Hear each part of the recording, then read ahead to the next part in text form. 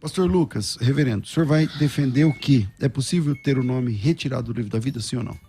Pois é, pastor César, eu acho que hoje talvez eu esteja mais próximo de Armínio, por incrível que pareça, eu esteja mais próximo das ideias de Armínio do que o próprio reverendo Elias, no sentido de que, e eu explico, né, pelo que eu tenho conhecimento acerca desse assunto, né, ele aparece na Bíblia esse registro acerca, ou vamos dizer, textos referentes a esse registro de Deus, esse memorial de Deus, né, na forma simbólica de um livro, talvez umas 14, 15 vezes, o reverendo Elias poderá me corrigir se eu estiver equivocado, mas a expressão livro da vida, ela na verdade está restrita à literatura joanina, lá de Apocalipse, e tem um texto de Paulo, lá em Filipenses, que ele também usa essa expressão. Então essa expressão estaria mais restrita ao Apocalipse. E eu entendo que é interessante, é importante nós considerarmos, né, esse gênero e até uma proximidade que existe entre Apocalipse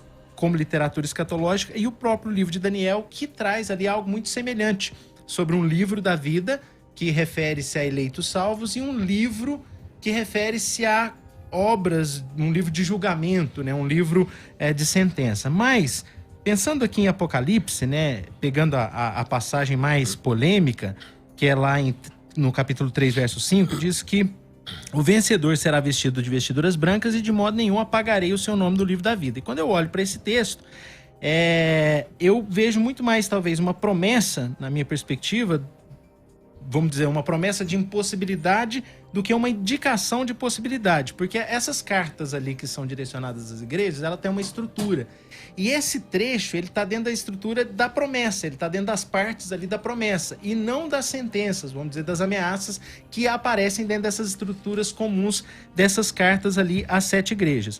E quando você lê o texto sozinho, essa promessa de que os que perseveram não podem ter os seus nomes no livro da vida pode levar à inferência, né, que não terão os seus nomes apagados, de que ele pode ser apagado. Só que você pega, por exemplo, 2 textos em Apocalipse também, o 13:8 e o 17:8, vai dizer que não adoram a besta os que têm o nome inscrito no livro da vida. Lá em 17:8 vai dizer que não se admirarão da besta aqueles que não têm o nome escrito no livro da vida. Quer dizer, os que têm o nome escritos no livro da vida não serão protegidos, vamos dizer, dessa tolice, digamos assim, perseverarão contra a besta. E aí você percebe, na verdade, nesses versículos, que esses que adoram a besta, o texto não diz que terão seus nomes riscados. Não, o texto diz que os seus nomes não estão, e por isso eles não adoram. Isso é interessante a gente perceber no texto. E aí, por isso que eu comentei sobre, talvez, a minha proximidade com Armínio, porque quando a gente pega o último documento de Armínio, naquela controvérsia relacionada à Universidade de Leiden, ele fala que o seu entendimento a respeito da perseverança dos santos é que as pessoas que foram enxertadas em Cristo pela fé verdadeira e assim têm se tornado participantes do seu precioso Espírito Vivificador, dispõem de poderes suficientes, forças para lutar contra Satanás, contra o pecado, contra o mundo e a sua própria carne, e para obter vitória sobre esses inimigos, mas não sem a ajuda da graça do mesmo Espírito Santo. Então, quer dizer, o Armínio está dizendo que aqueles que perseveram, que estão em Cristo, eles têm força para vencer Satanás, para vencer, no caso, a besta. E aí, só para finalizar, agradeço o tempo, que eu acho que até está um pouquinho mais longo, mas é só uma conclusão aqui, do professor Ivan, que é nosso amigo em comum, né, e tal, e ele nessa perspectiva, no livro dele, Facts, que é um livro muito bom sobre arminianismo e tal, ele vem então trazer a sua conclusão sobre a questão, e ele diz, olha, caso a perda da salvação fosse possível, e não estivesse ela vinculada à presciência de Deus, o livro da vida do Cordeiro seria constantemente objeto de correções, dada a condição da natureza humana após o evento do Éden. Pastor Elias, o senhor tem 1 minuto. Meu Deus. Tô brincando. Não. O cara falou quase 10 aqui. Não, eu falei, desses 10 eu falei uns 4 ou 5. Meu Jesus Cristo. Manda aí, Elias. Meus queridos, respondendo a pergunta do pastor César. Mas pode usar o tempo à vontade aqui. Maravilha. Claro.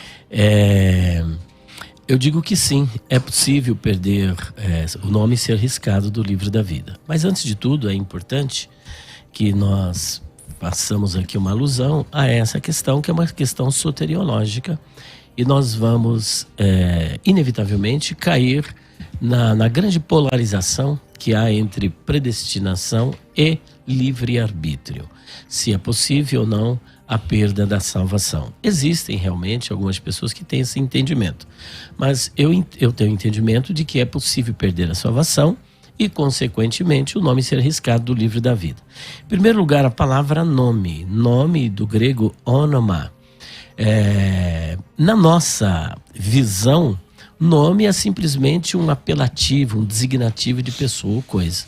Mas se nós nos reportarmos para as culturas antigas, o nome não era apenas um designativo de pessoa ou coisa. Ele estava inextricavelmente vinculado com a pessoa do seu portador. Portanto, quando se diz que o nome é riscado, ou seja, aquela pessoa ela é apagada deste livro e ela perde todos os privilégios e perde a sua cidadania.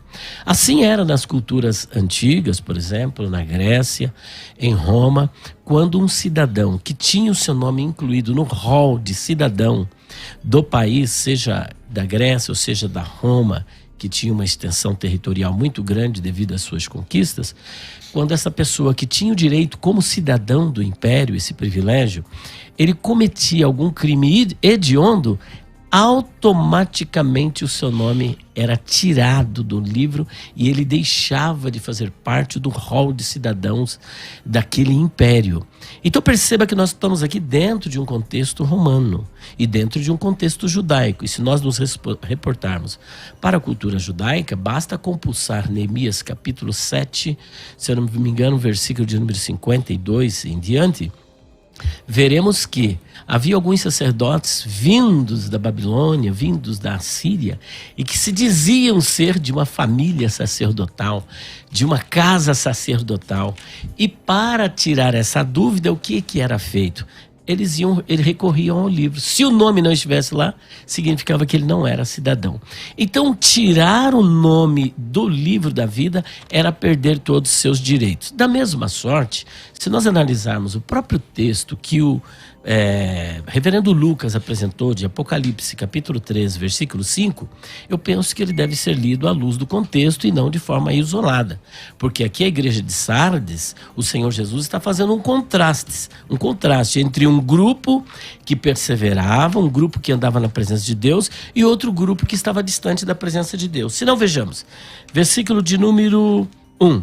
E ao anjo da igreja que está em Sardes escreve: isto diz o que tem os 7 Espíritos de Deus e as 7 estrelas. Eu sei as tuas obras, que tens nome de que vive e está morto. Sê vigilante e confirma ao restante que estava para morrer, porque não achei as tuas obras perfeitas diante de Deus. Olha o 3 agora, ó. Lembra-te, pois, do que tens recebido e ouvido, e guarda-o, e arrepende-te. E se não vigiares, virei sobre ti como um ladrão, e não saberás a que hora sobre ti virei. Agora, olha o 4, que interessante. Mas também tens em Sardes algumas pessoas que não contaminaram suas vestes e comigo andarão de branco, porque são dignas disso. Ora, se tem algumas que não se contaminaram, é porque havia um grupo imenso que se contaminaram. Se há um grupo de salvos, há um grupo de pessoas que perderam. Agora, olha só essa sentença, porque ela aparece 7 vezes no livro do Apocalipse, capítulo 2 e capítulo 3. O que vencer, rutonikal, o que vencer será vestido de vestes brancas, mas é o que vencer. E de maneira nenhuma riscarei o seu nome do livro da vida. Ora, se não havia possibilidade de não riscar esse nome do livro da vida, essa promessa ela perde o sentido. É uma promessa vazia. Ora, se automaticamente ele nunca risca, por que dizer eu de maneira nenhuma riscarei? Isso é um contraste com o que estava acontecendo com o povo ali em Sardes, a perseguição contra a igreja, e muitos cristãos perdiam seu nome como cidadão. Olha, apesar do fato de você me confessar como Senhor e Salvador, fez com que você perdesse o seu direito de cidadão nesta terra, lá isso jamais irá acontecer. E isso se a gente fizer uma conexão de Mateus capítulo 10, versículo de número 32, onde Jesus diz o seguinte: aquele que me confessar diante dos homens, eu confessarei diante do meu Pai, mas aquele que me negar, eu também o negarei diante do meu Pai. Então perceba que existe essa possibilidade de perda, e nós vamos discutir isso ao longo do debate, mostrando a possibilidade da perda da salvação numa infinidade de passagens bíblicas. Ok. Perda da salvação, ok. Mas a questão do livro, ter o nome do livro da vida ou não, né? Que fica essa questão. Porque, por exemplo, a pessoa que perdeu a salvação, sei lá, Hebreus 6 e tudo mais. Mas significa que essa pessoa tinha o nome e foi riscado, ou ela nunca teve o nome? Então, se a pessoa é salva, o seu nome está no livro da vida. Não tem como o nome não estar escrito no livro da vida de uma pessoa que é perdida. Isso o próprio reverendo Lucas acabou apresentando. Ou seja, vai adorar a besta aqueles cujos nomes não estão escritos no livro da vida. Ou seja, não são salvos, não receberam a Cristo como Senhor e Salvador. No caso, se a pessoa é salva, ele tem o seu nome escrito no livro da vida, mas a partir do momento, como acontecia no Império Greco-Romano, em que uma pessoa, quando praticava um crime hediondo, automaticamente o seu nome era tirado, da mesma sorte, quando a pessoa perde a salvação, é porque ela cometeu algo que chocou, algo abominável, ou tipo aí uma blasfêmia contra o Espírito Santo, ou uma apostasia deliberada. Então o seu nome é tirado. Agora é interessante que nós temos que discutir o que é esse livro da vida, né? Está mais ligado à questão da memória, aquilo que está na mente de Deus, porque Deus não é mnemônico e nem precisa de um HD externo para poder fazer alusão ao nome de alguém, né? Ok. Reverendo Lucas. Eu olho para o contexto aqui da carta à Igreja de Sardes com um olhar diferente. Evidentemente eu citei essa questão por causa da estrutura dessas cartas, né? Se você perceber essa estrutura, lá no verso 3 nós temos, vamos dizer assim, a exortação, né? Vamos tratar assim de ameaça em relação ao pecado deliberado, em relação à falta de perseverança, digamos assim, que ele diz, virei como ladrão, então vocês estejam alertas. E isso está em todas as cartas, né? E quando nós olhamos para o verso 5, dentro da estrutura, é promessa. E nesse sentido, se a gente olhar, por exemplo, o verso 4 aqui, há uma relação de passado, quer dizer, de presente e futuro, na verdade, não de passado, mas de presente e futuro. Veja, tem aí em Sardes umas poucas pessoas que não contaminaram suas vestes. Veja, elas não contaminaram. Esse é o presente. Elas estão firmes. Essas aí andarão comigo vestidas de branco. Veja, é uma promessa em relação ao futuro. Elas estão firmes aí na igreja de Sardes e no futuro elas andarão comigo. Então o vencedor assim será vestido de vestes brancas. Veja, essa coisa do apagar o livro da vida é uma coisa até para o futuro, para a eternidade. É uma garantia eterna. Nem talvez se relaciona com o tempo presente. Estão me entendendo a questão aqui? Quando você olha esses tempos presentes aí na carta, no texto aqui de Apocalipse. Pastor Elias. Corretamente, o Senhor, ele vê... Para Deus não tem presente, passado e futuro, né? Essa é uma linguagem que a gente chama de linguagem fenomenológica, porque é parte da perspectiva do observador e não da realidade. Então Deus não precisa dessa coisa temporal, até porque ele não está inserido dentro de um contexto chamado tempo, uma vez que ele é eterno e é atemporal. Justamente, você hoje está salvo. Deus está vendo lá na frente? Como que ele está vendo? Ele está vendo dentro da sua presciência, porque a presciência de Deus, o fato de uma pessoa ter o seu nome riscado no livro da vida e outros não, isso não foge ao conhecimento de Deus. Deus sabe aqueles que no futuro perseverarão e aqueles que no futuro não perseverarão. Então ele está falando com base naqueles que ele, na sua presciência, sabe que perseverarão. Então não riscarei o seu nome do livro da vida. Por outro lado, se ele não vai riscar desses, significa que ele risca daqueles outros que não perseveram. Porque se não há probabilidade de riscar, essa promessa não tem fundamento, porque eu não vou riscar o seu nome. Ora, se isso nunca é possível acontecer, e se é uma garantia, por que eu vou dizer, olha, eu jamais vou convidar você para almoçar em minha casa, se eu já disse eternamente que você nunca irá almoçar. Agora eu vou fazer uma ameaça, olha, ou então uma promessa, olha, você jamais almoçará comigo na minha casa. Não faz sentido. Então faz sentido se há possibilidade de riscar. Ok, agora, quando você coloca primeiro Deus de forma atemporal, que é a teologia sistemática básica, ok, mas o riscar não é atemporal, né? Porque o riscar do nome é uma coisa que acontece dentro do tempo. Então, se Deus está fora do tempo e para ele está tudo pronto, então ele já sabe quem é salvo, quem é perdido, não sei o que e tudo mais, o riscar, ele automaticamente assume obrigatoriamente uma questão cronológica, né, Elias? Porque tem um tempo, um momento no tempo onde estava e agora você está defendendo que risca. Né? Justamente. Por quê? Porque ele está falando para pessoas temporais. Então não tem como Deus usar uma linguagem dentro do contexto dele de eternidade e a temporalidade para pessoas que estão na temporalidade. Então Deus ele vê o futuro no presente. Deus vive no eterno agora, então ele jamais é tomado de surpresa. Pode falar, professor. Reverendo. Antes de ainda estamos aqui em Apocalipse, eu acho que a gente deve dedicar um tempo a esse texto, mas é uma pergunta e uma consideração. Em relação à pergunta, se, no caso, o que está no versículo 5 fosse, digamos, uma ameaça dentro das estruturas dessas cartas, não deveria aparecer antes?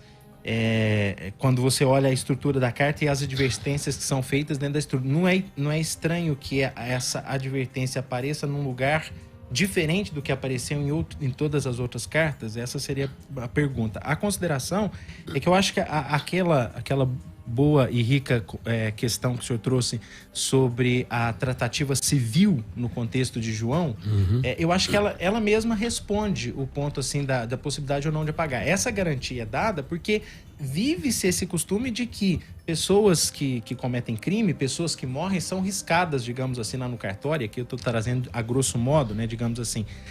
Então eu acho que justifica por isso. Deus está dando essa garantia no seguinte sentido: quem vence jamais tem o nome apagado, está eternamente aqui garantido no propósito de Deus.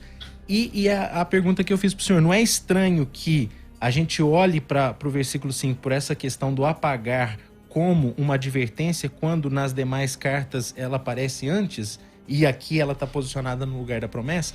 Muito boa a sua questão. Cada carta deve ser analisada à luz do seu contexto. O contexto da igreja de Sardes é um, o contexto da igreja de Filadélfia é outro, o contexto da igreja de Éfeso é outro. Então acho que texto sem contexto já era pretexto.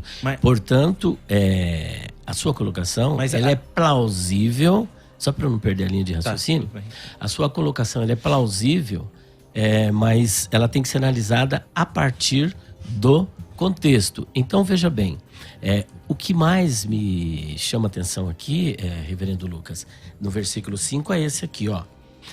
O que vencer será vestido de vestes brancas. Ele não diz que essas pessoas já seriam vestidas, mas é o que vencer de todo esse grupo. O que vencer será no futuro, mas é o que vencer. Então perceba que aqui é uma condicionante. É uma condicionante. Ele condiciona ao ato de vencer. Você pode vencer e você pode não vencer, como nós temos vários relatos bíblicos de pessoas que um dia serviram a Deus e depois eram salvas e perderam a salvação. E eu trago aqui como exemplo Judas Iscariotes, que era salvo e perdeu a salvação. Ele não perseverou, foi chamado por Deus, foi escolhido por Cristo. Jesus orou constantemente por Judas Iscariotes, cuidou dele, mas infelizmente ele se perdeu. Então, veja, há promessas sobre Judas que são promessas apenas para salvo. Eu quero até chamar a sua atenção, para a gente não ficar aqui apenas em um texto, porque existem vários textos que vão corroborar o nosso entendimento. Mateus capítulo 19, versículo 28, só para fortalecer o meu argumento, de que existe a possibilidade de perder a salvação. Por isso que eu disse que a questão é soteriológica e, inevitavelmente, cairemos nessa questão sobre a predestinação, sobre a perda ou não da salvação. Vejamos então, professor Lucas, reverendo Lucas, 19, 28. Se o reverendo quiser me acompanhar, nós vamos fazer essa leitura aqui. Olha, a partir do versículo 25, essa é a questão lá com o jovem de qualidade. Os seus discípulos, ouvindo isso, admiraram-se muito, dizendo: quem poderá ser, pois, salvo? Quem poderá, pois, salvar-se? Então, uma questão aqui é soteriológica, visto que o jovem está buscando a vida eterna. Versículo 26. E Jesus, olhando para eles, disse-lhes: aos homens é isso impossível, mas a Deus tudo é possível. Olha agora Pedro falando em nome do colégio apostólico. Então Pedro, tomando a palavra, disse-lhe: eis que nós deixamos tudo e te seguimos. Que receberemos? E Jesus disse-lhes: em verdade vos digo que vós que me seguistes, quando na regeneração o Filho do Homem se assentar no trono da sua glória, também vos assentarei sobre 12 tronos para julgar as 12 tribos de Israel. Ora, quando é que isso vai acontecer? No retorno glorioso do Senhor Jesus Cristo, que nós, como pré-tribulacionista, dizemos que é na segunda fase da volta de Jesus, né? Já você, o reverendo que é amilenista e pós-tribulacionista, acredita que é numa só volta em que Jesus voltará, que é o momento da regeneração. Ele está fazendo uma promessa de que Judas se assentaria no trono. Como isso é possível? Uma vez que ele morreu, para isso acontecer, ele precisa ser ressuscitado para julgar Israel. E como nós sabemos, ele se desviou, ele perdeu a salvação. Agora, se ele aqui era um perdido, como é que Jesus vai fazer a salvação para um perdido? Então Jesus está analisando a promessa a partir da perspectiva do que está acontecendo agora. Está entendendo? Ele não vai promulgar uma sentença para uma pessoa que neste exato momento é salva. O que ele fez? A promessa. A promessa para quem era salvo. Você vai se assentar. Mas agora, o senhor acha que Judas vai se assentar ou não no trono da glória, conforme Jesus prometeu?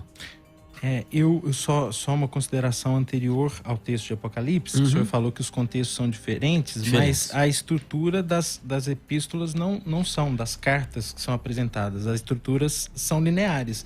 Então, quer dizer, ainda que os contextos sejam diferentes, de fato a gente vê, cada igreja tem as suas próprias nuances, no entanto, o que é trazido, a estrutura que é trazida, ela segue linear em todas as cartas, e aqui teria que haver uma mudança, quer dizer, de repente troca-se de lugar a advertência. Então eu entendo que quando a gente olha, seguindo a orientação do senhor sobre o contexto, é possível sim um olhar sobre esse contexto que não nos deixa evidente, até citando os outros textos de Apocalipse aqui, que os adoradores da besta, como eu falei, aqueles que não se admiraram, não têm os nomes riscados. Na verdade, os nomes não estavam escritos. Então, quando você olha para essas características de um gênero literário específico, e aí esse livro também é citado em Daniel, a gente vai ver uma proximidade muito grande, porque a literatura escatológica tem suas características próprias, e isso também é importante a gente observar. Em relação ao texto que o senhor trouxe agora, que tem uma relação um pouco mais indireta, e é claro, como o senhor bem falou, a gente vai visitar essa relação indireta, eu lançaria luz sobre esse texto naquelas palavras de Jesus, por exemplo, que ele está falando dos discípulos, um de vocês é diabo. Então, quer dizer, ele estaria prometendo o trono ao diabo quando ele disse que um de vocês, né, e aí a gente tem que, evidentemente, se o senhor quiser, eu vou lá no endereço certinho, mas ele fala, há descrentes entre vós, em outra passagem. São passagens diferentes. Então, Jesus tem esse conhecimento. Então, ele sabendo que um é diabo, ele sabendo que um é descrente, de fato, ele está prometendo que um diabo sentaria no trono? Eu creio que não. Boa pergunta que o senhor fez. Eu gostaria de responder. Ele não disse, um de vós é diabo. Um de vós é um diabo. Ser diabo é diferente de ser um diabo. E aí a gente tem que analisar a etimologia da palavra. O que é diabo? Diabo vem do grego diabolos. Diabolos. Balô é lançar. Lançar um contra o outro. Qualquer um pode ser diabo. Assim como qualquer um poderia ser um Cristo. Havia vários Cristos que eram ungidos. Ciro, por exemplo, era um Cristo, que vem de crio, lambuzar com óleo, ungir e separar para um ofício. Da mesma sorte, se nós tomarmos esse argumento do reverendo como base para excluir Judas neste exato momento do rol dos salvos, precisamos também excluir Pedro. Mateus capítulo 16, versículos de número 19 até o 20, Jesus disse a Pedro, para trás de mim, para Pedro foi muito mais enfático, para trás de mim, Satanás. Judas era um diabo, Pedro foi chamado de Satanás. Agora, será que Pedro era Satanás? E por conta disso, Pedro perdeu sua salvação? Então, essa consideração do reverendo é um tiro no seu próprio pé, é um argumento contra o seu próprio argumento. Porque se Judas, por ser chamado de um diabo, significa que o nome dele não está no livro da vida, e Pedro, que é chamado de Satanás, não de um Satanás, mas de Satanás, como é que a gente faz com ele? E não somente isso. Pedro, o pecado de Pedro foi pior do que o de Judas, Cariotes. Judas, ele traiu o Senhor Jesus por alguma motivação. Pedro, na sua terceira negativa, de acordo com os originais, ele reivindica sobre si imprecações ao dizer o seguinte: juro por Deus que eu não conheço esse homem e eu quero até que ele me castigue se eu o conheço. Então ele é chamado de Satanás, ele faz pior do que o próprio Judas Iscariotes e nem por isso ele perdeu a salvação. Então, por esta razão, o seu argumento ele fica esvaziado de sentido. E voltando a Apocalipse capítulo 3, versículo 15, você não vai ver, por exemplo, em Apocalipse, a mesma recomendação que está em Éfeso. Cada uma carta tem a sua característica, como eu disse, lá em Sardes, o que é que estava acontecendo. Então Jesus vai falar dentro do contexto cultural, político e religioso de Sardes. Então, para cada uma das cartas, por exemplo, para a igreja de Laodiceia, é a pior igreja. Olha o que Jesus diz: eu repreendo e castigo a todos quanto amo. Bom, Vamos lá, pastor César. O reverendo Elias, situando aqui, trouxe o texto lá do Colégio Apostólico, que Jesus fala sobre 12 tronos. E eu procurei lançar a luz sobre esse texto a partir de João, capítulo 6, versículos 70 e 71, dizendo que Jesus não estaria prometendo ali um trono a um diabo, né? Até, ainda com todo respeito à erudição do reverendo Elias, mas diz aqui o texto: olha, não é fato que eu escolhi vocês, os 12, mas um de vocês é um diabo. Quer dizer, eu escolhi os 12, só que um é o diabo. E aí segue o texto dizendo que ele se referia a Judas, filho de Simão Iscariotes, porque este, sendo um dos 12, era quem o haveria de trair. Então Jesus tem essa plena consciência aqui em João 6,70. Se nós buscarmos a questão cronológica, nós vamos ver que essa passagem refere-se a um tempo anterior àquela declaração, daquela promessa dos 12 tronos. E a questão é o seguinte, né? Como o pastor Elias falou, que quando eu digo isso, e eu estou dizendo que Judas não era salvo, que seu nome não estava no livro da vida, eu estaria dando um tiro no pé, porque depois Jesus se dirige a Pedro com a palavra Satanás. A questão é que não sou eu que digo que Judas era descrente, que não era um crente verdadeiro. Mas aqui no verso 64, no mesmo contexto, Jesus diz claramente: há descrentes entre vocês. Por que Jesus diz? O próprio evangelista nos responde: Jesus sabia desde o princípio quais eram os que não criam e quem iria traí-lo. Jesus sabia quem não cria e quem iria traí-lo. Ou seja, está amarrado essa afirmação. Então, Jesus não sabia, só sabia. João 6, verso 64. Então, e veja, está no mesmo contexto. Jesus diz que esse que iria traí-lo é diabo. Então, de fato, ele não cria. Há descrentes. Está tudo conectado. Se a gente separar esse texto aqui, eu acho que a gente está forçando muito um pressuposto para fazer encaixar essas declarações. Um outro ponto que eu traria também para a nossa questão é em relação a Pedro, né? Que Jesus se dirige a Pedro tratando como Satanás. Só que logo ali, esse texto, para quem está nos acompanhando, quiser ler, está lá em Mateus 16.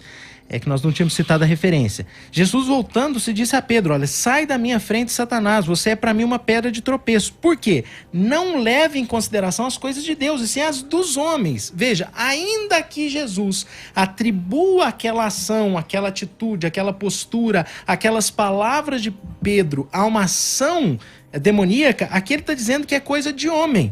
Quer dizer, é um pecado que é de Satanás, mas que é de homem. O Satanás está explorando a pecaminosidade, a condição corrupta de Pedro. Não está dizendo que Pedro é Satanás. Eu acho que há uma distinção muito clara, e em relação ao que eu falei, que Judas não está inscrito, ou digamos, que Judas não está entre, de fato, os eleitos, o próprio texto nos diz: olha, há descrentes, e Jesus sabia quem eram esses descrentes, inclusive quem desses descrentes iria traí-lo. Pois não, pastor Elias. Muito bem. Gostei da sua erudição, muito bonita, mas o senhor está fugindo do texto de Mateus 19, 28. Porque Jesus, ele é claro, óbvio, ululante, é gritante no texto. Olha só, vamos ler de novo e depois eu vou fazer algumas considerações sobre a fala do nobre reverendo pastor Lucas Rezende. Aqui está escrito assim, pastor Lucas, não tem como fugir dessa verdade inescapável, irrefragável. E Jesus disse-lhes: em verdade vos digo que vós, olha a sentença de Jesus, que me seguistes quando na regeneração o Filho do Homem se assentar no trono da sua glória, também vos assentareis sobre 12 tronos. Não tem como excluir Judas, porque o colégio apostólico é formado por 12. E Jesus promete para os 12. E complementa no versículo 29 e 30 falando sobre vida eterna. Então, é uma promessa e não pode ser uma promessa vazia. Será que Jesus estava brincando com Pedro? Só para concluir, eu procurei não te interromper para a gente ter um bom diálogo assim, né? Então, será que Jesus estava brincando com Judas Iscariotes? Ou tinha outra pessoa em mente? Não. Vós, que me seguistes, tá me entendendo?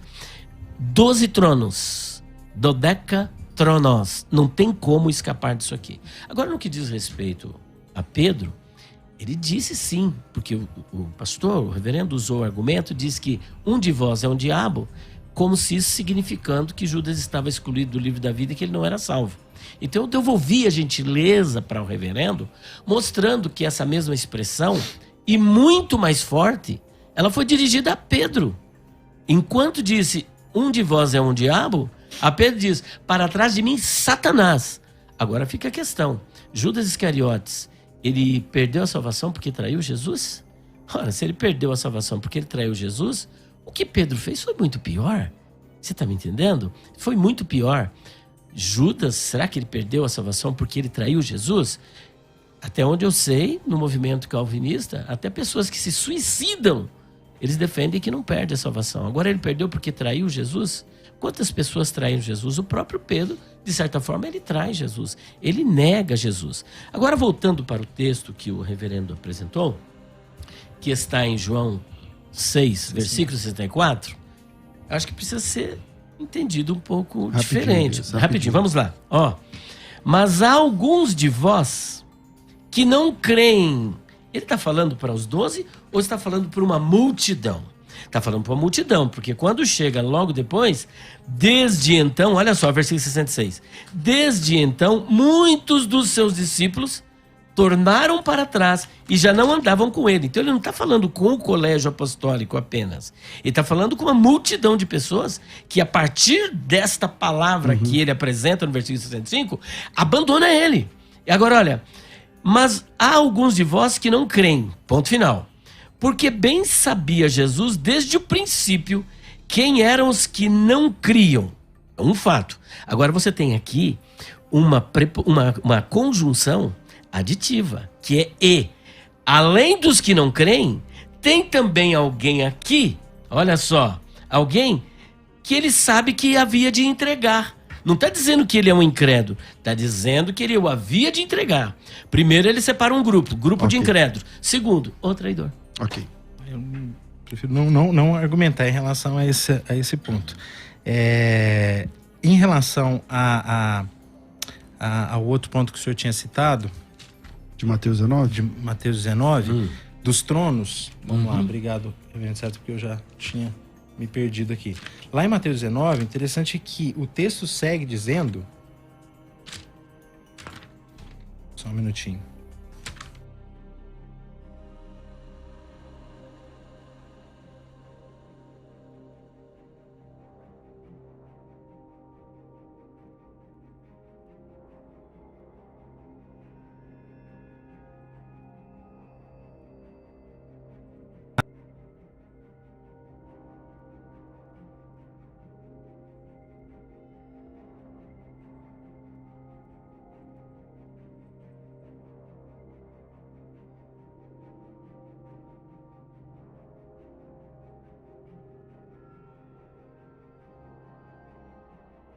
Que Jesus esteja falando de fato sobre pessoas que serão salvas. E eu estou usando o mesmo princípio que o senhor usou lá.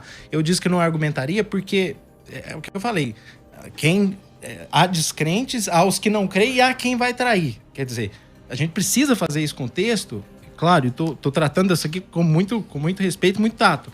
Mas a gente precisa fazer isso com o texto e aqui a gente vai considerar a junção dessas duas afirmações, que esses que vão herdar os 12 tronos Sendo que Jesus já falou, ele conhecia desde o princípio, há descrentes entre vós, há quem vai trair, há um diabo, porque ele sabia que Judas o traía, e aqui ele estaria prometendo esse trono para Judas, ele estaria prometendo a vida eterna para Judas, sabendo que Judas iria traí-lo, por quê? Porque na verdade era descrente, porque Judas amava na verdade o dinheiro. Aí você vai ver outros textos que Judas está interessado no dinheiro, claramente, olha, alguns se desviaram da fé porque amavam dinheiro, mas que fé é essa que desviaram? Porque amavam demais ao dinheiro. Que texto é esse? Então... Apresenta pra mim. Porque amava o dinheiro. Não. Por amor ao dinheiro. 6, 7, 10. O amor ao dinheiro é todos muitos nessa cobiça se desviaram da fé. É que ele descontextualizou. Mas tudo bem. Mas esse texto, na verdade, te atrapalha, né, reverendo? Porque dá pra desviar? Qual fé? Esse aqui é o ponto. Ué, da fé bíblica. A gente Peraí, defende você está dizendo que o Paulo lá em Timóteo está dizendo que dá para desviar de uma fé que não é a fé bíblica? Eu vou lá nos teólogos medievais, do fides quae creditur ou fides qua creditur. Quer dizer, a fé no sentido do que eu creio, a verdade, que pode se desviar da verdade, ou a fé no sentido de se apropriar de Cristo e dos seus méritos através de um ato verdadeiro. Essa que é a questão. Eu entendo que existe uma fé que não é verdadeira, existe uma fé que é verdadeira. Eu fiz milagres. É igual, por exemplo, você pega o texto clássico, que a gente talvez chegue lá, mas acho que o tempo não permitirá. Mas, por exemplo, mas Hebreus... em qualquer uma das duas, se você se desviar, você se perde. Ok. Em qualquer uma das duas. Beleza, então, mas você pode ter uma convicção que não é salvífica, que não representa uma regeneração, que é um convencimento acerca de verdade. Mas eu acho que é disso que o apóstolo Paulo está falando lá em Timóteo? Aí. Eu creio que sim. Eu creio que sim. Eu tenho motivos para, como o apóstolo João disse, acreditar que aqueles que saíram dos nossos, eles nunca foram dos nossos, como disse o apóstolo João. Então não existe apostasia. Existe apostasia. Por quê? Porque não existe uma então? Existe uma fé que não é verdadeira. Okay. Que lá seria... na parábola... Defina apostasia. O que é apostasia? Desviar da fé. Abandonar a fé. Agora, qual fé é essa? Como você vai abandonar uma fé que você nunca teve? Quem disse que eu não tive? Eu tive uma fé falsa. Existe uma fé temporal então, que está presente nas parábolas. Mas se a fé é falsa, você não precisa ter sido abandonada. Não faz diferença. Porque ele está no mesmo pacote do ímpio. Claro que precisa ser abandonado. Porque o que João estava dizendo, então? Eles estavam com a gente? O que significa então, que eles estavam com a gente? Mas não é mais fácil que o João esteja falando da fé verdadeira e que o senhor esteja equivocado? Mas eles não eram... Mas então, quando ele diz que eles não eram dos nossos, o que ele está querendo dizer com isso? É um bom argumento. Pastor Elias. A argumentação do pastor César, ela é simplesmente acachapante. Perceba que eu só pode cair quem um dia esteve de pé. Só pode se afastar quem um dia esteve junto. Só pode se apostatar, e quando falamos de apostasias, não estamos falando como é que uma pessoa vai se apostatar de uma falsa fé. Porque ele já está na falsidade, ele já está no engano, ele já está na mentira, ele já não tem a salvação. Então não cabe a ele a questão da apostasia. Não tem como. Agora, quando o pastor discutiu a respeito como é que Jesus vai oferecer um trono para a pessoa que é um diabo, acontece que Jesus, por exemplo, quem crer e for batizado será salvo, quem não crer será condenado. A partir do momento que a pessoa creu, Jesus vai cumprir aquilo que ele prometeu, vai salvar. Só que o crer aqui, como está em João 3,16, está escrito assim, olha, porque Deus amou o mundo de tal maneira que deu seu Filho unigênito, para que todo aquele que nele crê. Esse crer, o verbo aqui, ele é um particípio presente. O que significa um verbo no particípio presente? Não significa que é um ato único, eu criei e acabou. Não, é crer porque a ação ela é linear. Se ela é linear, eu creio e continuo crendo, porque no dia em que eu me afastar da fé, que eu abandonar de forma deliberada, eu perdi. Então Jesus faz uma promessa para alguém que está na fé. A partir do momento que Judas se desviou, não deu nem tempo da gente ir para Atos, que já acabou o tempo, Atos capítulo 1, versículos 16 em diante, ele perdeu. Então, quem perde a salvação, o seu nome é arriscado. Quem se mantém fiel é o vencedor, o seu nome é mantido. A gente pode passar alguns minutos, não tem problema. A gente vai passar vamos lá, então. Pelo menos uns minutinhos, porque aí senão agora seria só consideração final. E então a gente ganha pelo menos uns 10 minutos a mais, se tiver bom para vocês. Quando chegar nos 58 aqui, a gente vira só para as redes sociais. Então volta aqui, reverendo Lucas. Sim. Bom, eu entendo o seguinte, quando você vê claramente, né, a Bíblia falar de falsos mestres, de falsos crentes, você percebe claramente essa ideia de uma fé temporária nas parábolas, quer dizer, criou raiz e tal, mas durou pouco tempo, quer dizer, que fé é essa que dura um pouco tempo, que não permanece? Então, a Bíblia é cheia de considerações acerca de falsos crentes, até o ponto de que eu fazia milagre em nome do Senhor, eu pregava em seu nome, eu nunca te conheci. Veja, você foi crente, mas de fato você desviou. Não, ele provava, igual, por exemplo, a gente tem o texto polêmico de Hebreus capítulo 6, provou do dom do Espírito, eu fazia milagre, né? Quer dizer, o que é ali? É uma ação que não seria vamos dizer, que experiência é essa? Né? Então, quer dizer, eu entendo basicamente que existe na Bíblia claras evidências de falsos crentes. Então, essa apostasia seria exatamente uma fé falsa, uma fé verdadeira, uma fé que não corresponde a um ato, mas a uma convicção. Essa palavra apostasia por si, a palavra apostasia por si não reflete isso, né? Porque apostasia é quando você abandona a fé genuína.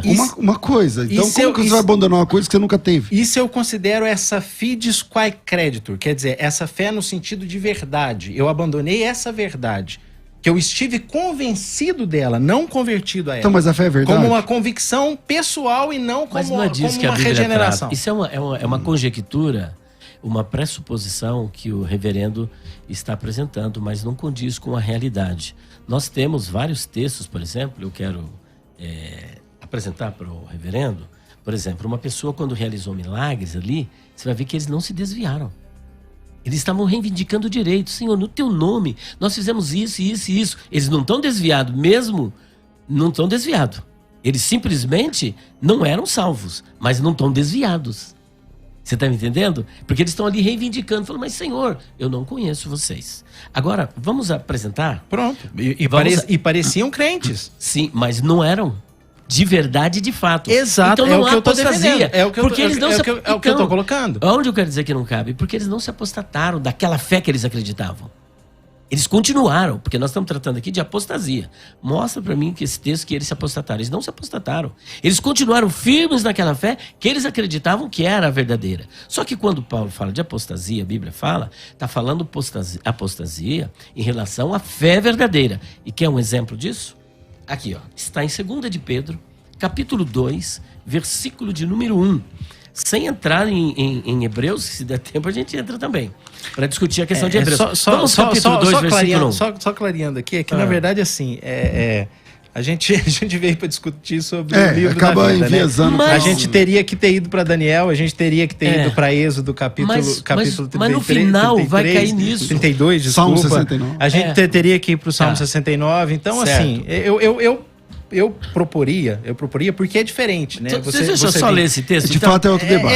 Eu proporia, porque o que acontece? O senhor vai me trazer um texto que eu não fiz a exegese do texto, porque não era a nossa proposta. Então, quer dizer, aí quer dizer, o senhor pode ler, mas eu não tenho obrigação de responder. O senhor trouxe vários textos aqui que não tem nada a ver também. Mas eu João capítulo 6, versículo 64, João capítulo 6, versículo 70 e 71, e outros textos, esse mesmo de Paulo, que não tem a ver. Mas tem a ver. Ó, mas o texto que ele trouxe de João 6 tem a ver, sim. Tem a ver com o livro da vida? Na verdade, não, mas... Tem, porque da gente, vocês estão esquecendo uma coisa. É o mesmo que eu tô fazendo. Gente, vocês estão esquecendo... Cara mesma. Gente, vocês estão esquecendo uma coisa. Eu trouxe... de deixar eu falar. Não, o senhor falou bastante, eu tô quietinho aqui. Não, tá bem equilibrado aqui o... Você acabou de falar, agora sou eu que entro. Tá tudo bem. Ele já me cortou. Mas eu já disse que nós vamos colocar aqui. Eu já disse que nós vamos seguir pra Então deixa eu... Vamos colocar aqui.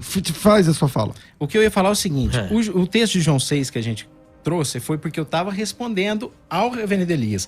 Na verdade, o que aconteceu? Eu comecei lá em Apocalipse, citei Daniel, caminhei assim, quer dizer, para tratar do texto de Êxodo depois, do texto do Salmo 69 que o senhor falou, verso 28, enfim. A ideia da questão do livro da vida, que é o tema do nosso debate. Então, quer dizer, quando o senhor falava, o senhor citou outros textos, mas todos os textos que eu citei fora do nosso assunto era para responder questões que o senhor trouxe. Eu tenho que jogar direto pro YouTube, porque, como eu previa, acabou se estendendo. Vamos lá. Pastor Elias, agora é contigo. Bom, eu me propus a dizer o porquê que o tema não foi desviado do seu foco. Porque quem é que tem o nome riscado? Que perde a salvação. Quem tem o nome mantido? Aquele que continua na salvação. Então eu penso que os textos, eles estão concatenados para defender o mesmo assunto, porque o tema ele é soteriológico. E a questão é perda ou não da salvação, porque aí culmina no riscar ou não do livro da vida, como eu dei o exemplo do cidadão do Império Grego ou Romano, que quando cometia um crime hediondo, automaticamente ele perdia, o seu nome era riscado. Mas o que precedia o riscar do nome? O crime hediondo, tá certo? Então, ainda corroborando com a nossa assertiva, eu quero trazer aqui à luz o texto de 2 de Pedro, capítulo 2, versículo 1, reverendo. E também houve entre o povo falsos profetas, como entre vós haverá também, falsos doutores que introduzirão encobertamente heresias de perdição. E olha o que eles farão, e negarão o Senhor que os resgatou. Meu Deus, e negarão o Senhor que os resgatou. O verbo aqui é agorazo. É o mesmo verbo usado por Paulo na sua primeira carta aos Coríntios, capítulo de número 6, versículos de número, deixa eu ver se é 20 ou 23. Capítulo 6, versículo de número 20, Porque fostes comprados por bom preço. Esse comprados aqui é agorazo. Capítulo 7, versículo de número 23. Fostes comprados por bom preço, não vos façais servo dos homens. Estes homens que agora se apostataram, um dia eles foram comprados, eles foram resgatados pelo sacrifício de Cristo e agora se tornaram falsos doutores e falsos mestres e abandonaram a fé. É assim que tem o nome riscado, então, você acha? Justamente, a partir do momento que você negou a fé, um abandono deliberado da fé, por exemplo, um apóstata deliberado, que nós podíamos agora entrar em Hebreus capítulo 6, 4 a 8 e 10, 26 a 29. A partir do momento que essa pessoa tomou essa atitude maldosa, deliberada... Uma vez riscado, não tem como colocar de novo? Não volta mais, é necessário que Cristo morrer de novo. Tá aqui. Quando o senhor citou lá o primeiro texto de Mateus 19, eu citei a questão, o ponto que eu estou defendendo aqui para o debate. Eu concordo com o reverendo César. Não tem como você ter um script, porque a gente vai usar de textos e tal. O que eu justifiquei aqui, que eu usei de texto para responder os textos que o senhor trouxe. Mas lá no começo, quando o senhor usou o primeiro texto, eu falei assim, olha, vamos lá para essa questão indireta. Eu usei até essa palavra, é uma questão indireta. Não é diretamente porque eu acho que a gente privou, talvez, os ouvintes aqui do assunto do livro da vida, né? Então a gente deixou a questão do livro da vida e passou para as implicações, como o senhor falou, relacionadas à questão do livro da vida, que é a perda, o riscar ou não, enfim, como o senhor já esclareceu. E aí, quando eu defendo aqui que se o assunto é perda de salvação, é diferente, né? Eu falo assim, a preparação do senhor como diz classifica o reverendo Weber, né? Ferrenho debatedor. Não é o meu caso, né? Um pastor de igreja local que participa dos debates e tal, mas não tem esse costume de sempre estar presente e tal. Então, assim, não é diferente. Diminuiu tanto, o senhor é professor. Não, tudo bem. Tudo bem. Está sempre aqui. Tudo bem. Isso, está sempre aqui. Não, agradeço aí a consideração. Mas voltando aqui, eu precisaria fazer... Claro, a exegese desse texto, já disse em outros debates, chegou um texto aqui, olha, eu preciso fazer a exegese desse texto, eu preciso estudar esse texto. No que tange aqui a esse primeiro contato com o texto, eu chamaria atenção para duas coisas. Primeiro, a palavra falsos profetas, eles são apresentados como falsos. De fato, um dia eles foram resgatados, aí a questão, mas o verbo aqui, resgatou, está ligado a eles. Quer dizer, essa eficácia do verbo agorazo, ela se representa, ela está ligada à suficiência do resgate, da compra, do que Jesus fez, ou à eficácia desse resgate na vida desses profetas. Esse é o primeiro ponto. Não estou trazendo resposta, estou trazendo questionamentos. O segundo ponto que eu traria aqui, se nós formos pela força do verbo, vamos para a força do verbo de João, que diz que eles estavam entre nós. O que significa de fato ali no grego esse pertencer aqui à nossa comunidade? Vamos lá fazer uma exegese daquele texto? Bora. Vamos pela força do verbo para ver o que significa essa comunhão e esse pertencimento ao corpo. Então, quer dizer, o que eu quero dizer é que a questão é muito complexa, tanto que nas minhas considerações finais aqui, quero trazer uma fala de Arminio nesse sentido, porque a gente precisa lidar, claro, Bíblia, eu acho que talvez com a Bíblia, com a Bíblia em geral, né? E é isso aí, enfim. A grande diferença, reverendo, com todo respeito à sua colocação, eu vejo que você é um homem apaixonado pelas Escrituras, e a sua finalidade é expor a verdade da forma como você acredita. Há um anacronismo entre o texto de 2 de Pedro, capítulo 2:1, e o texto de 1 de João. Estavam conosco, mas não eram dos nossos. Ora, um falso profeta pode entrar na igreja e se disfarçar como verdadeiro profeta, quando na verdade ele não é de Deus. Só que o caso aqui não é este. Olha o que o texto diz. É isso que precisa ser entendido, meu querido. Ó, e também houve entre o povo falsos profetas. Ó, tá vendo? Não diz que eles eram salvos. Como entre vós haverá também falsos doutores. Haverá, futuro. Sim. Que introduzirão encobertamente heresias de perdição. E olha o que eles farão. E negarão o Senhor que os resgatou. Esse texto aqui então, não é... Mas eu repito, a força do verbo... Eu entendi o que ele tá falando. A questão são falsos. Você tá certo, o texto é fortíssimo. Só que é possível, é uma possibilidade. Eu mesmo não creio assim. Sim, igual você tá falando, mas é possível que o negando o Senhor que os resgatou, tá falando... Da força o falso profeta é perdido. Então, por exemplo, eu sou o falso profeta. Sim. E eu vou negar o Senhor que resgatou vocês. Isso explicaria a força do verbo. Mas isso é a força. Então é uma possibilidade. É uma possibilidade. É uma possibilidade. Só que isso aqui não é relacionado às pessoas que estavam na igreja. Ele vai negar o Senhor que os resgatou, os falsos doutores. Ora, hoje, por exemplo... Hoje... Não, conclui. Vai. Hoje salvo, porém futuramente perdido. Quantas pessoas não se tornam assim?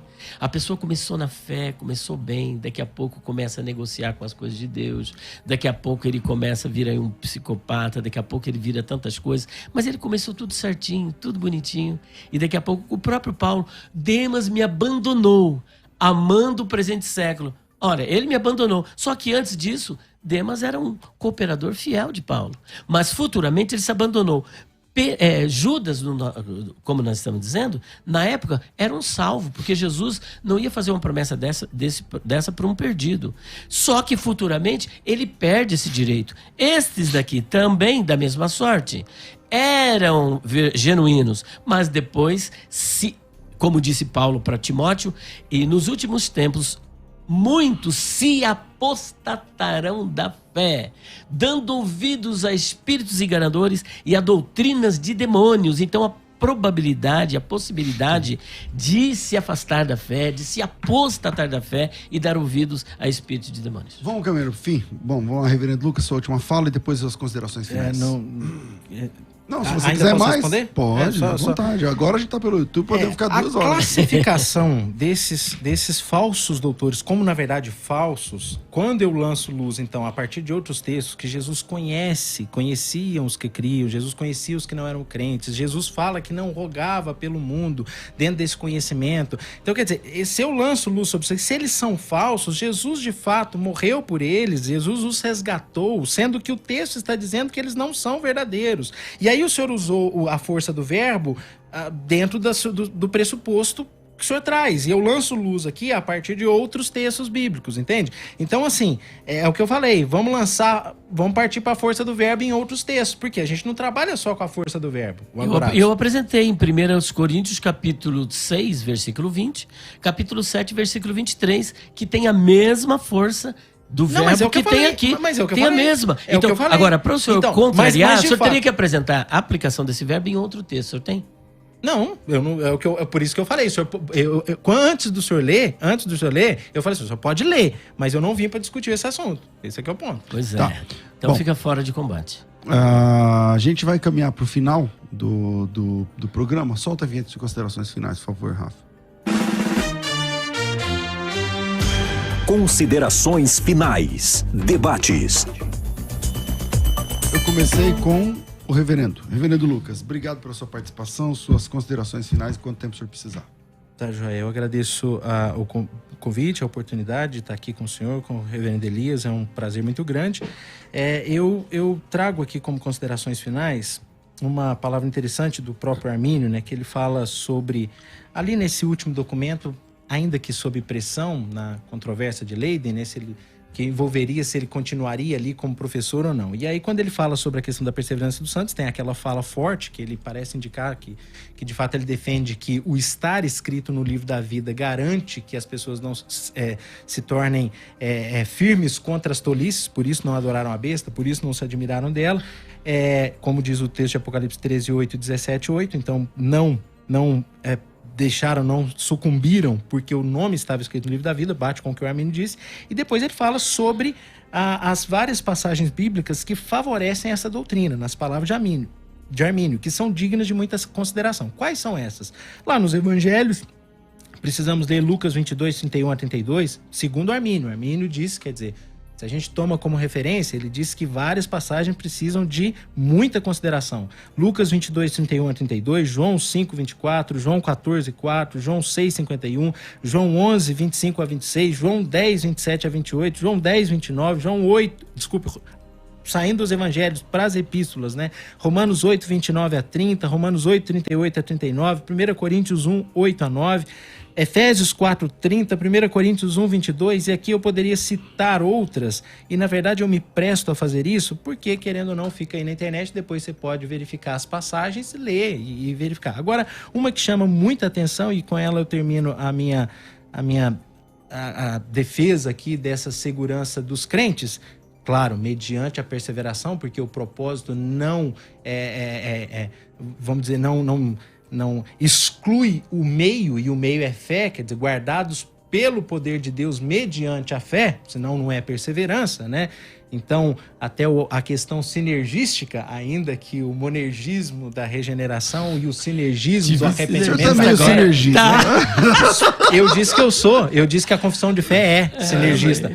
E quer dizer, mostra, a questão é que a gente entende que essa mudança de natureza que permite o sinergismo. A gente age em favor da nossa salvação a partir de uma ação monergística, uma força de Deus em nos tirar da morte para a vida. Certo. E passou da morte para a vida e tem a vida eterna e jamais perecerão. É o que Jesus diz.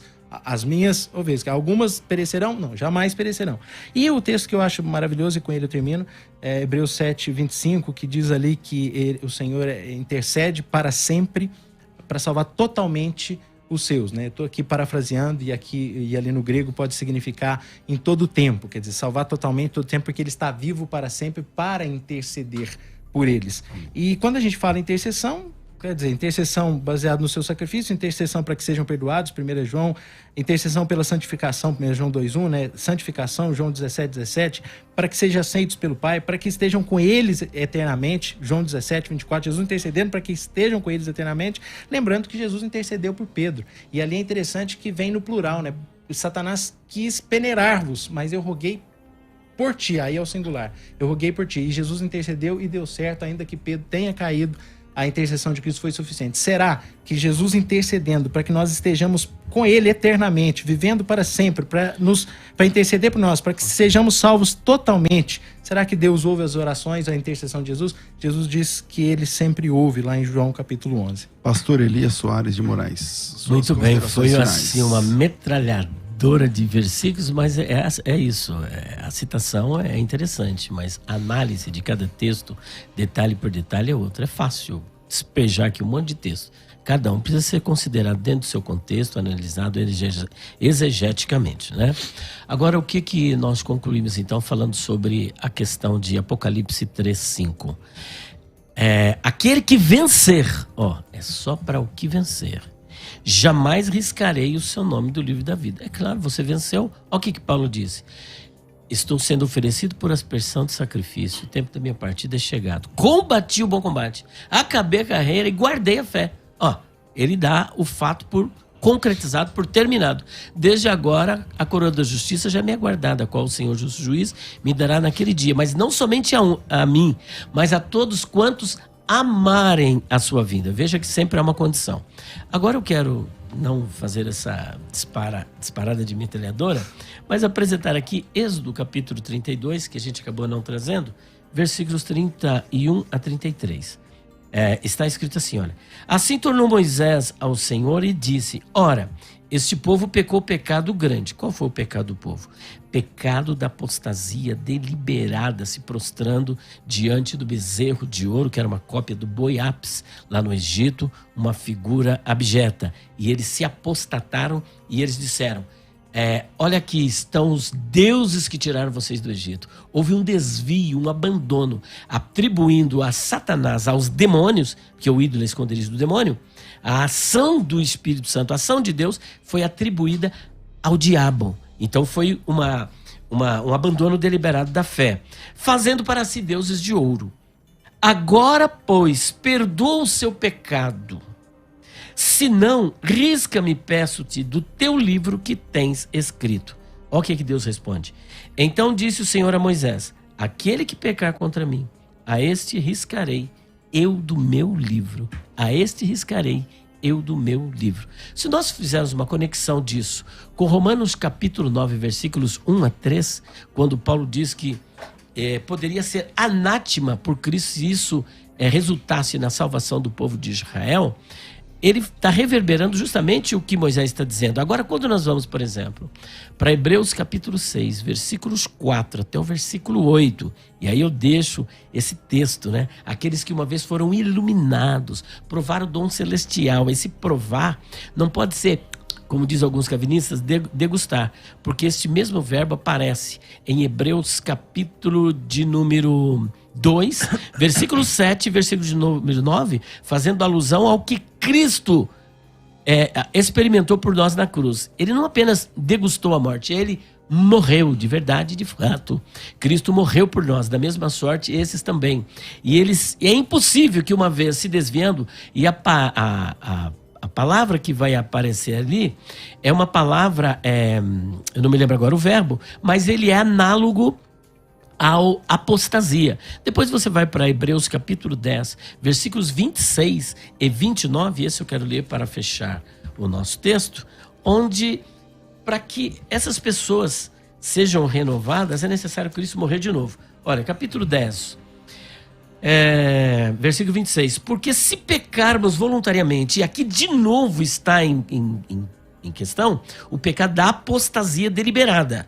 Não é um pecado, não queremos abrir a porta para o pecado, o cara adulterou, o cara tomou uma pinga, o cara... Não, aqui é apostasia deliberada, é negação da fé. Olha o que diz. Porque se pecarmos voluntariamente, depois de termos recebido o conhecimento da verdade, já não resta mais sacrifício pelos pecados, mas uma certa expectação horrível de juízo e ardor de fogo que há de devorar os adversários. Quebrantando alguém a lei de Moisés, morre sem misericórdia, só pela palavra de 2 ou 3 testemunhas. De quanto maior castigo cuidás vós, será julgado merecedor aquele que, pisar o Filho de Deus, tiver por profano o sangue do testamento com que foi santificado e fizer agravo ao Espírito da graça. Portanto, o escritor aos Hebreus abre essa possibilidade da perda da salvação.